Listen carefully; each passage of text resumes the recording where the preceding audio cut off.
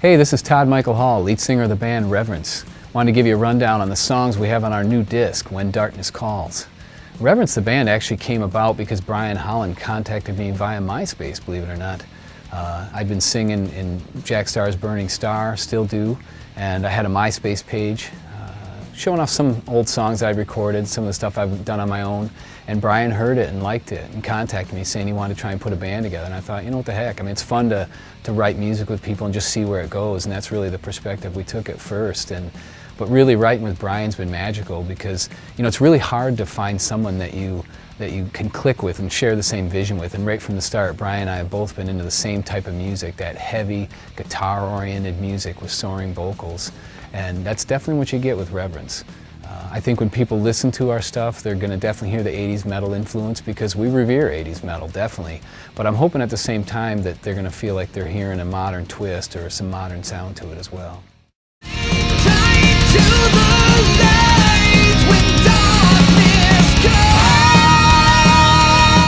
The intro for the song When Darkness Calls was actually written by Rossi. Bryan and I had the rest of the song all done, and after that intro was written and recorded, I mean, it just screamed to become the intro of the album, so that's why it ended up where it's at. This song actually has a lot of personal meaning for me.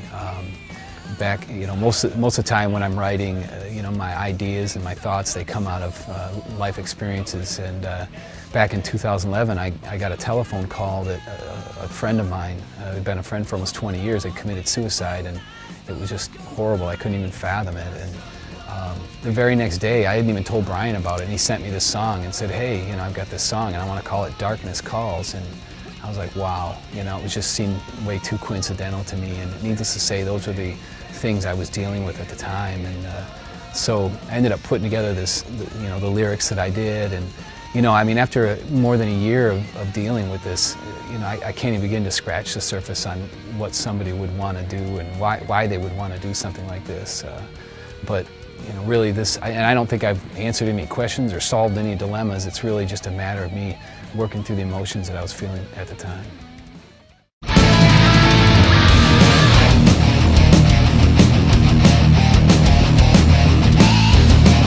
Often songs stick out in my mind because of where I was when I wrote the lyrics for those songs, and Bleed For Me is one of those songs. I actually was in Dubai when I wrote the lyrics for Bleed For Me. I was working a trade show. Yes, I actually have a day job. And I was working a trade show, and Bryan had, you know, I'd thrown this, he'd give me the music and I'd thrown it on my iPod, and when I got to the hotel in Dubai, they had one of those nice clocks with that you could dock your iPod on, and so it was kind of cool as I had it, and I was jamming in my room. And I remember on the 18th floor of this hotel and looking out on the city and just loving the riffs on this song, and the words started popping into my, you know, in my head, and arise, my sweet, you know, and all this stuff. And so that's why it really sticks out in my mind. You know, one thing about this song is when you listen to the lyrics, they're actually pretty graphic, but this song really isn't meant to be taken literally in that way. This song is really basically, what the lyrics are really trying to say, it's kind of a metaphor. What I'm trying to say is, hey, you know, everybody's got flaws, and will you still love me? Will you still care about me once you know about all my flaws?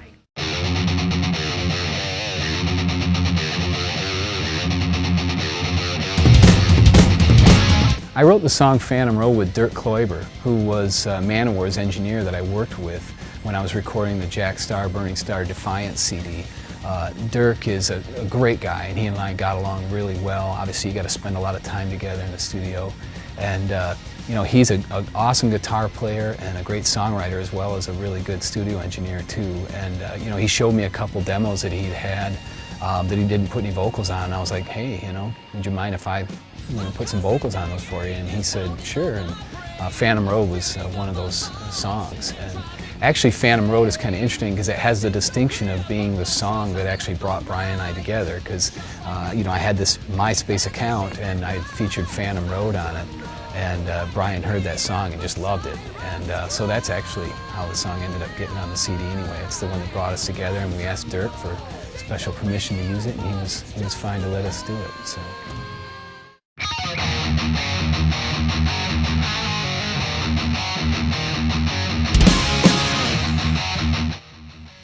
I really like the heavy groove on the song Devil in Disguise. I mean, that main riff, it's just got that awesome groove that makes me want to play air guitar big time. And you know, sometimes, you know, when Bryan's writing songs, he puts these special little stops or parts, and there's things where I can have the vocals play off the guitar melody a little bit. So I really love the way the pre-chorus on the song works out too. So I think you'll like it.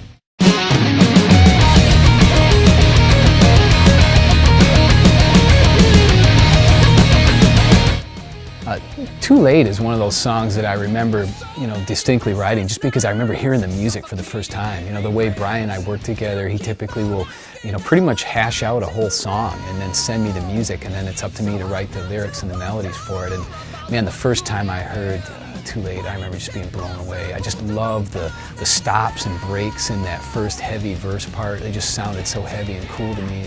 I remember playing it for my buddy Chris, and we were both sitting in my car just digging on it, and I remember saying to Chris, wow, I'm feeling some amazing pressure now because this music is so good, I'm going to have to write some really good vocals. And you know, in the end, I think it turned out all right, but it's always a surprise how something's going to turn out.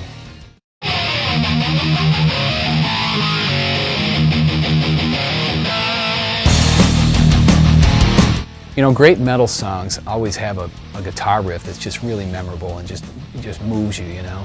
And to me, Gatekeeper is one of those songs. I think it's hard to hear that heavy intro riff, and then once the drums and the bass kick in with that rolling groove, you know, you just know something good is coming.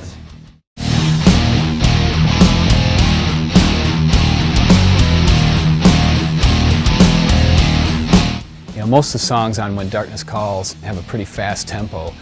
You know, the price you pay is actually slightly different in that regard. It actually does still have a pretty fast tempo, but relatively speaking, it feels it's a little slower, and it's got more of that, just that heavy stomp and groove. And I don't know, I've always really liked this song. I don't know if everybody else will be their favorite or not, but for some reason this song just really sticks out for me. I remember actually too writing the lyrics for it. I wrote these lyrics on an airplane, most of them actually. I was flying home from a rock climbing trip in Vegas, and so, you know, that's part of, maybe that's why I like the song too. I've got it associated with fun rock climbing memories, you know.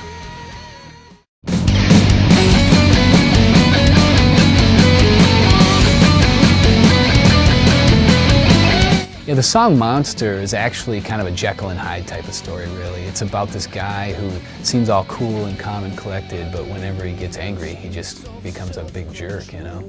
An interesting story behind this song, though, is I really envisioned this being a duet. I kind of had this fantasy, if you will, that I could get Eric Adams to sing the angry parts for me, because Eric, you know, he's been my favorite singer since like 1984, when my brother Rick first, you know, played a Manowar disc for me, or actually an album at the time. And you know, Eric can get that tone where he just sounds so awesome and angry. And didn't happen, but I think the song turned out pretty good anyway.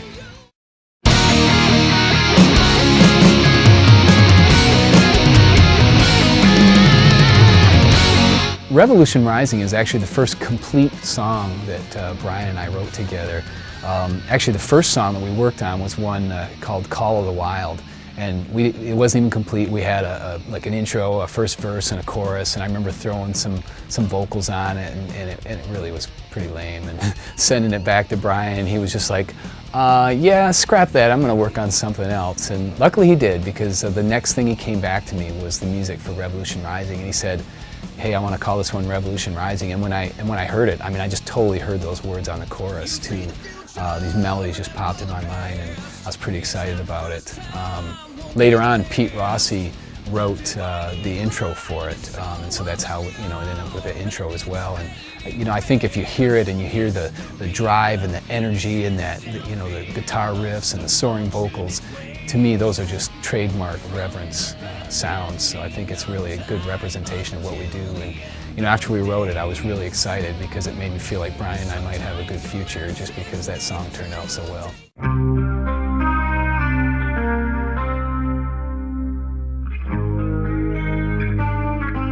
One day, Bryan sent me a little music track, and it really didn't have any drums, didn't have anything. It was really just a guitar line and a bass line. And he said he wanted to call it What If. Said it was inspired by the passing of his father. And when I listened to it, you know, vocal melodies just came to me right away. It just seemed like a beautiful piece.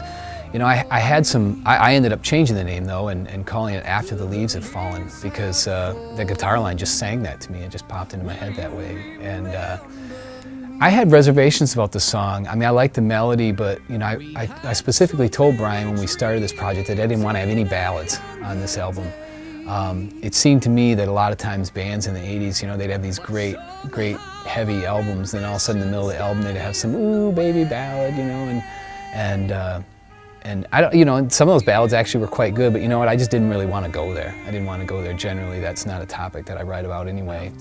I mean, as it turns out, After the Leaves Have Fallen is not really a love ballad in that way. It's really more a song about our love for your children than love for a spouse or something.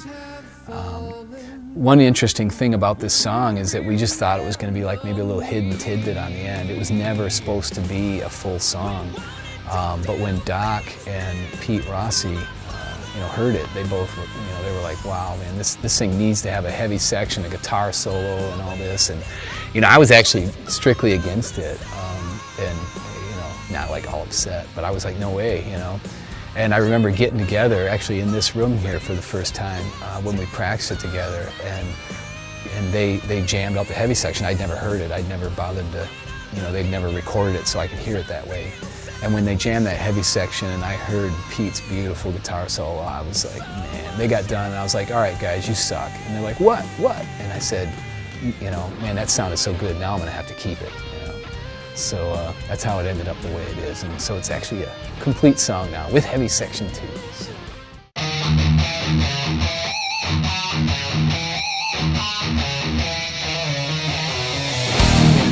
The last song on the disc is called Vengeance Is Mine, and you know, this is a song where Bryan, you know, he just sent it over to me, and I actually kept his title for a change. He said, you know, I want to call this Vengeance Is Mine. Didn't really say a whole lot other than that, so I kind of went with it and wrote some lyrics. It was kind of interesting because after I was done, Bryan was like, wow, you just really hit the nail on the head with what I'd been feeling, you know, and frustrated with. I don't know, something happened in his life that he was frustrated with, and you know, he said I hit the nail on the head, which is kind of interesting.